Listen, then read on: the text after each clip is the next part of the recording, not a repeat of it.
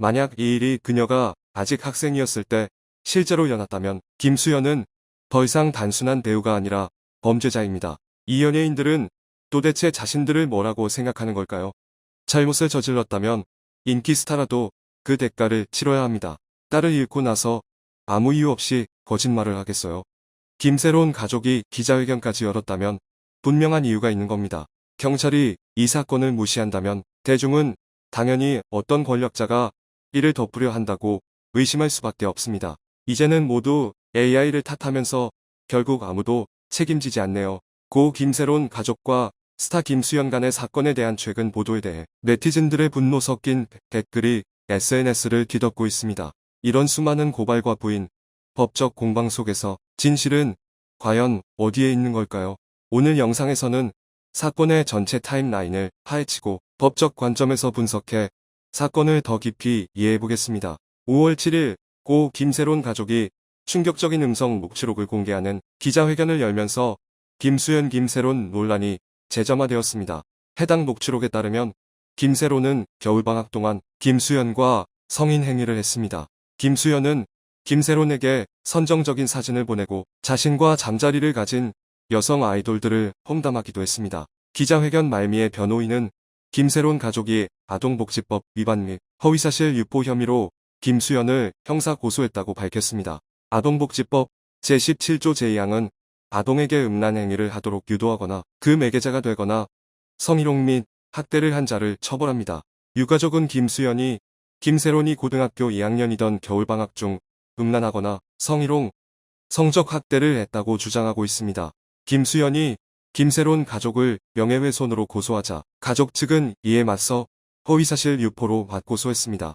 형사 고소와 함께 김새로운의 이모와 가로세로 연구소 진행자 김세희에 대한 신변보호 요청서도 함께 제출되었습니다. 가족은 내부 고발자가 공격을 당한 것 외에도 김새로운 이모 집 근처에서 수상한 차량이 감시하듯 나타났다고 주장했습니다. 이에 유가족과 김세희에 대한 경찰의 신속한 보호를 간곡히 요청했습니다. 곧바로 이진호와 김수현 측은 해당 음성 녹취록이 AI가 만든 가짜 음성이라고 부인했습니다. 골드메달리스트 측은 즉시 가로세로 연구소를 스토킹 방지법 및 사이버 명예훼손법 위반 혐의로 고소할 예정입니다. 현재 이 사건은 팽팽한 법적 공방 단계로 접어들고 있습니다. TV리포트는 법적 관점을 제공하기 위해 전제법률사무소의 노종은 변호사와 인터뷰를 진행했습니다. 아동복지법에 따르면 아동에 대한 신체적 또는 정서적 학대는 최대 5년의 징역 또는 5천만 원의 벌금형에 처해질 수 있습니다. 아동을 방치하거나 보호하지 않은 경우도 동일한 처벌 대상입니다.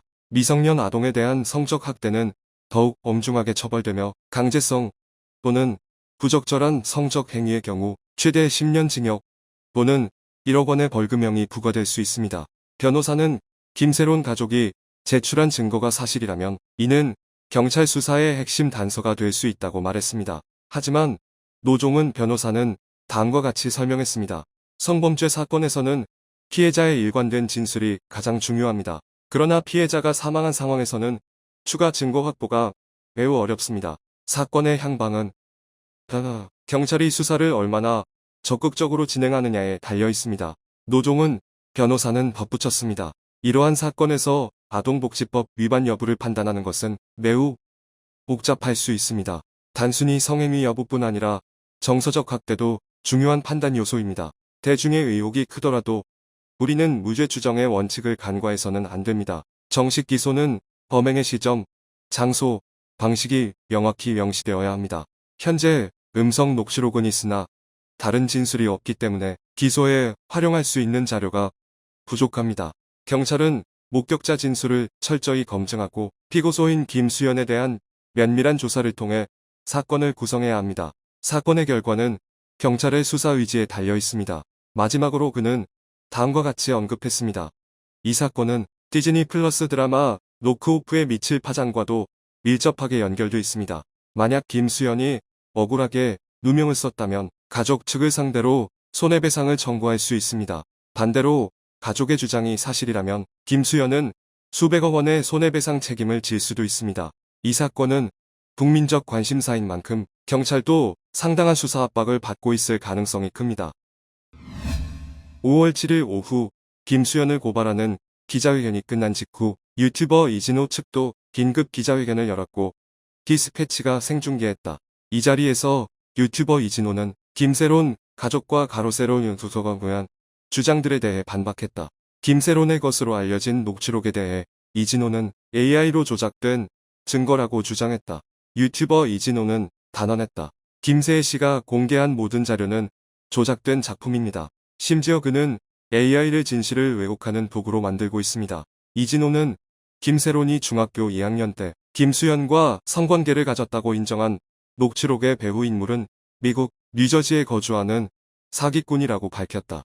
이 인물은 과거 연예계에서 일했으며 현재는 목소리를 이용한 사기 행각을 벌이고 있다고 한다. 4월 5일 이 인물은 케빈 오라는 가명을 사용해 이진호에게 연락했고 김수현 사건 관련 정보를 가지고 있다고 주장하며 접촉했다. 이진호에 따르면 케빈 오는 뉴저지의 한 한식당에서 김세론을 만났고 계속 연락을 주고받았다고 한다. 1월 12일경 김세론이 500달러를 빌리기 위해 연락을 했고 두 사람은 스타벅스에서 만난 것으로 알려졌다. 그는 차용증을 작성하는 대신 대화를 전부 녹음하자고 요구했다. 그 녹취에서 김세론은 성인이 된 후 김수현을 만난 적이 있다고 인정하며 그를 착한 오빠라고 불렀다고 전해진다. 처음에는 이진호도 의심했지만 이후 4월 16일에 녹취 파일을 받았다. 그 목소리는 김세론과 너무 흡사해서 그녀의 친구들조차 속을 정도였다. 그러나 전문가 분석 결과 이 녹취는 김세론의 영상과 대사를 학습시켜 만든 AI 합성물이며 잡음 효과를 추가해 사람들을 속이려는 시도였다. 이 인물은 김수현 측에도 접근해 돈을 요구하며 유사한 녹취를 보내는 등 관련자들에게 각각 접근해 듣고 싶어하는 내용을 수집한 후 AI로 조작된 녹취를 만들어 증거인 것처럼 보냈다. 김세론 가족과 가로세로 연구소 측은 이 사실을 알고 있었지만 외면하고 녹취를 공개했다.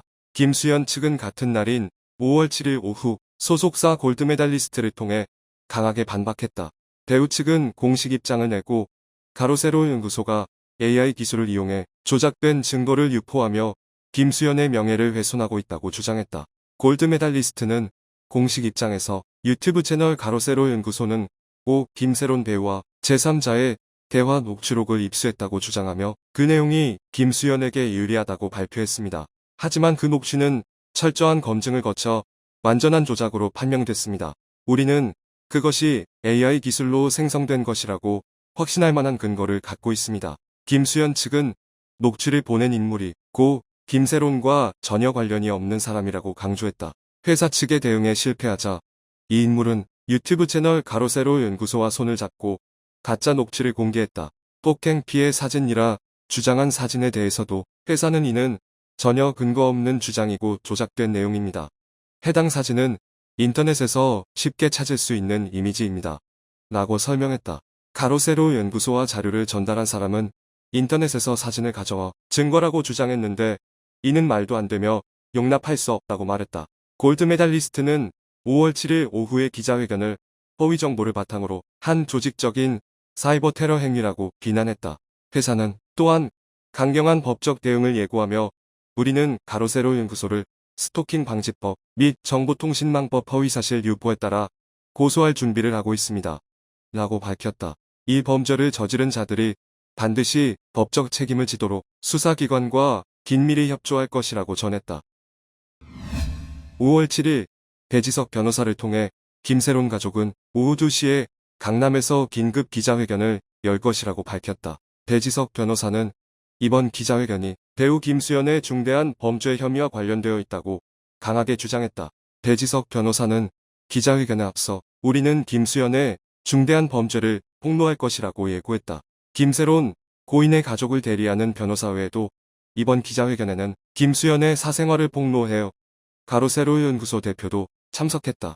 가로세로 연구소는 언론에 이번 기자회견의 내용을 보면 이것이 얼마나 심각한 문제인지 알게 될 것이라고 전했다. 기자회견 직전 가로세로 연구소는 오늘 오후 5시에 김수현이 김세론과 중학교 2학년 당시 관계를 맺었다는 의혹에 대해 생중계할 것이라고 밝혔다. 가로세로 연구소는 이 의혹에 대한 김세론의 음성 녹음 파일을 공개할 것이라고 밝혔다. 긴급 기자회견에서 변호인 측과 가로세로 연구소는 1시간 30분 분량의 녹음 파일을 공개했다.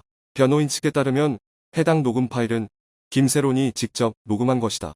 김세론이 김수현과의 관계에 대해 언급한 이 녹음은 2025년 1월 10일 그녀가 사망하기 전 미국 뉴저지의 한 카페에서 녹음된 것이다. 변호사에 따르면 이 녹음 파일을 가지고 있던 인물은 지난 5월 1일에 2명의 괴한에게 폭행 및 공격을 당했다. 그 인물은 공항에서 목 부위에 9차례 칼에 찔렸다. 이에 따라 해당 증거를 가진 가족은 침묵을 계속하면 사태가 더 심각해질 것을 우려했다. 따라서 그들은 오늘 기자회견에서 김수현을 폭로하는 녹음 파일의 일부라도 공개해달라고 김세론 가족에게 강력히 요청했다. 김세론이 김수현을 고발한 것으로 의심되는 녹음 파일의 일부가 다음과 같은 내용으로 공개되었다. 저는 진심으로 당신 녹음 파일을 보관한 사람에게 한 가지를 부탁드려요. 당신을 정말 신뢰하기 때문에 이야기한 거예요. 제발 비밀로 해주세요. 저는 수현 오빠와 연애했어요. 정말 미친 얘기고 믿기 힘들죠. 하지만 저희는 중학교 때부터 만나기 시작했고 제가 대학에 들어갈 즈음 헤어졌어요. 그런데 수현 오빠와 골드메달리스트 소속사 사람들은 정말 무서워요. 뭐든지 할 수 있는 사람들이라서 제발 이 이야기는 꼭 비밀로 해주세요. 모두의 안전을 위해서요. 저는 중학교 때부터 이용당했다는 느낌을 받아요. 그는 저와 관계를 가졌던 사진을 저에게 보낸 적도 있어요. 그는 몇몇 아이돌들과도 잤다고 말했는데 그들의 이름을 미역이라고 저장해놨대요. 그들이 미역 냄새가 난다고요. 가능했다면 저는 이미 모든 걸 공개했을 거예요. 하지만 이건 제 능력을 벗어난 일이에요. 처음 그와 관계를 맺은 건 중학교 2학년 겨울 방학 때였어요. 지금 생각해보면 그걸 강제라고 해야 할지 잘 모르겠어요. 사람들은 이런 일을 가만히 둔 제가 미쳤다고 말해요. 김세론이 세상을 떠나기 한 달 전 그녀는 정보 제공자에게 이렇게 말했어요. 저를 가장 괴롭게 만든 사람은 김수현, 유튜버 이진호, 그리고 SBS 기자 강경윤이에요. 기자회견에서 가로세로 연구소 대표 김세희는 김수현 소속사가 녹음 파일을 사기 위해 400억 원을 제안했다고 폭로했다. 김세희에 따르면 골드메달리스트의 한 임원이 녹음 파일 보유자에게 직접 연락해 금액을 제안했다. 이후 김수현 측 변호인들도 해당 인물에게 직접 접근해 연락했다. 김세희는 김수현 측뿐 아니라 유튜버 이진호 역시 이 비밀 녹음 파일의 존재를 알고 있었고 10억 원을 제안한 적도 있다고 말했다. 가로세로 연구소의 발표 직후 골드메달리스트는 즉각적인 반응을 보였다.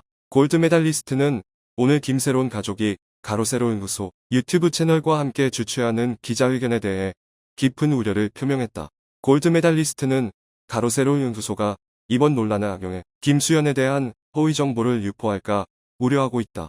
우리는 가로세로 연구소가 오늘 기자회견에서도 이전 기자회견 및 생중계에서처럼 김수현에 대해 허위 사실을 계속 퍼뜨릴 것에 대해 매우 우려하고 있습니다. 우리는 언론이 김수현에 관한 보도를 하기 전에 반드시 우리와 사실을 확인해 잘못된 정보의 확산과 과장을 막고 배우에게 불필요한 피해가 가지 않도록 하기를 바랍니다.